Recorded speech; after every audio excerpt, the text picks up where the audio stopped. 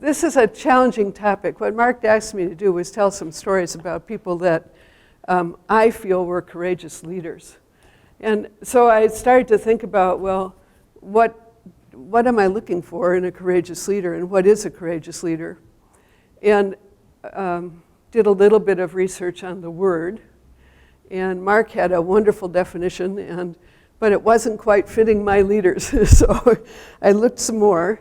And the definition that I found that fits the people I know in the co-op movement, who I feel are courageous, and there are many, many of them, is the clarification between physical courage when you're in some kind of danger that you will be hurt or harmed or killed, and you take an action that you believe is right. You're physically in danger, and it's a courageous act because you're doing it when you're in physical danger. However, there's also a consideration of moral courage. And what I see in the co-op movement everywhere, and if I knew you all better, I think I would see it among all of you, is moral courage, which is, this is a quote, obviously, the ability to act rightly in the face of popular opposition, shame, scandal, discouragement, or personal loss. Do you want me to say that one more time? I think it's really important to think that moral courage is the ability to act rightly, whatever act rightly means, but also that the kind of danger you're in isn't a physical danger, it's much more a danger to your soul or your selfhood. In other words, popular opposition, shame, scandal, discouragement, you keep going. This is a lot of what I see happening in co-ops. We all keep going. And like the ever-ready bunny, whatever that bunny is that keeps chugging along, ever-ready, right? What? Energizer, thank you. Well, so ever-ready you all are. And personal loss. So there are three people that I have looked to as models for what I wish I could have been, and I hope that maybe I was some of this. And the three people that I look to are Abraham Shadid, Carol Greenwald, and David Smith. And I'm going to have to tell these stories quickly, so if you want to hear the longer versions, let me know. I'll be here for a while today. Abraham Shadid was born in Lebanon. He put himself through school by being a pack seller. He sold jewelry out of a pack on his back in Chicago to go to medical school. He ended up in Elk City, Oklahoma during the Dust Bowl. And if you can put yourself there, he had become a doctor by selling this jewelry. And he realized that there was a real problem in Elk City because there wasn't a hospital and there was no insurance. And farmers, because of the Dust Bowl, were losing their ability to produce their crops.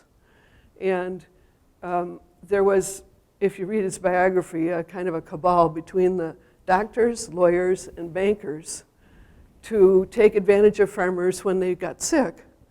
On top of being part of the Dust Bowl, they'd take away their land and leave the farmers with no land.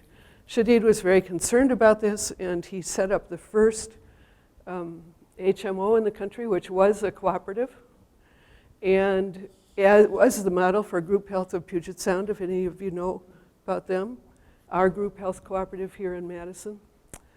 He was opposed by the Oklahoma Medical Association, threatened to take away his license to practice, and he was opposed by the American Medical Association.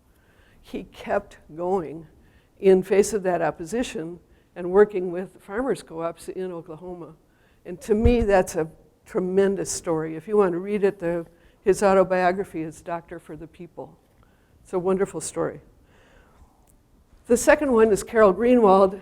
Carol was the president of the National, at that time, National Consumers Cooperative Bank. It's now the National Cooperative Bank. And Carol and many, many other people that were involved with the bank realized that when President Reagan got elected and he put David Stockman, if any of you remember David Stockman, in as his director of the Office of Management and Budget, that they were going to kill the bank.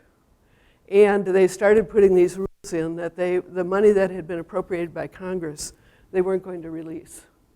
And to make a very long story short, Carol ultimately figured out a way that was, they believed, legal. The board supported her, and other people, national or NCBA supported her, to put these two forms through that were the way that you get money out of the Treasury, one day after the other, that requested $60 million to be released because Reagan wasn't going to release the money to make the bank succeed.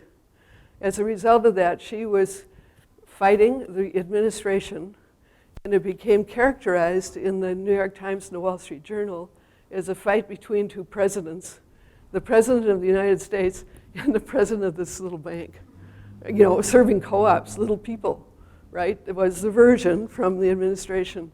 And Carol stuck it out under all of these accusations of being in the public, of being a thief and having orchestrated a heist and so forth. And the people that were supporting her stuck it out and eventually were victorious over the Reagan administration. That's why we have the co-op bank today. So my third story is about David Smith. And David Smith was a longtime chairman of the board of what's called Penn South. It's a mutual housing association. And limited equity, which means that people can buy into the co-op for a low amount of money and have low carrying charges. And so it's a more economical way to live. Penn South is a group of essentially almost 3,000 apartments in 12 buildings in downtown Manhattan. It was started by the International Ladies Garment Workers Union in 1962 as part of President Kennedy's move to have more cooperative and low and moderate income housing. And excuse me. It was designed to provide moderate income housing in downtown New York. Now you know how likely that is to find that. It was very successful. And they had gardens, they have their own electricity generating plant, they have a huge seniors program because a lot of the people that moved there stayed there. So they needed to have programs for seniors. It's a model housing situation. Thank you, Jan. And what happened was the value, it's in Chelsea if you know New York City, the value of the property, imagine this, 2,800 apartment units.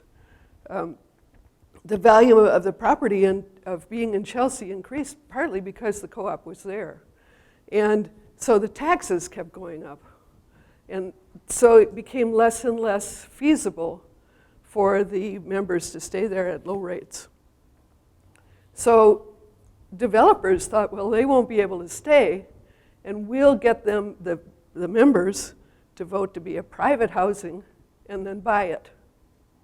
So the members were faced with the opportunity to get hundreds, literally, hundreds of thousands of dollars for their apartments if they would vote to disband the co-op and end the limited equity housing.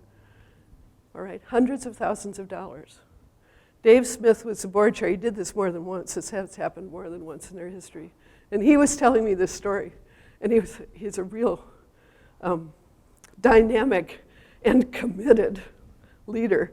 And he's telling me these stories, and he's describing to me how he talked to every member of that co-op. So that means almost, 3,000 people.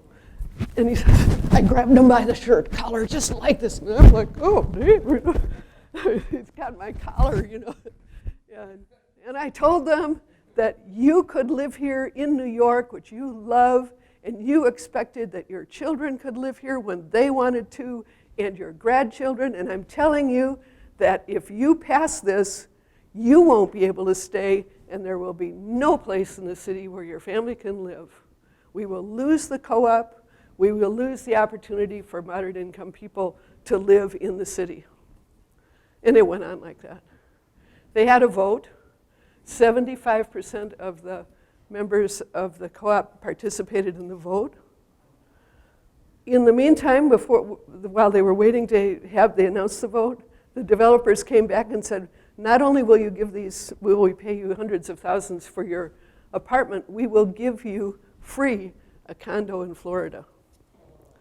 This is a big deal. These are people, many of them were low-income people and moderate-income people. Now think about this. If you were faced with this choice, would you vote to sell, and go on, beat it to Florida? Or what would you do? 70% of the people who voted to keep the co-op. To me, that David Smith did that and fought it through all kinds of very heavy, discouraging kind of events was truly courageous. So I'm going to tell you again what courage is, because we're in a time when there's tremendous opportunity for courage. In great change, we're all faced with very difficult decisions and choices. So the ability to act rightly in the face of popular opposition, shame, scandal, discouragement, or personal loss. I've seen many of you do it. I know the rest of you have had this. You have a great opportunity right now in the cooperative movement to be a courageous leader. And go for it. Thank you.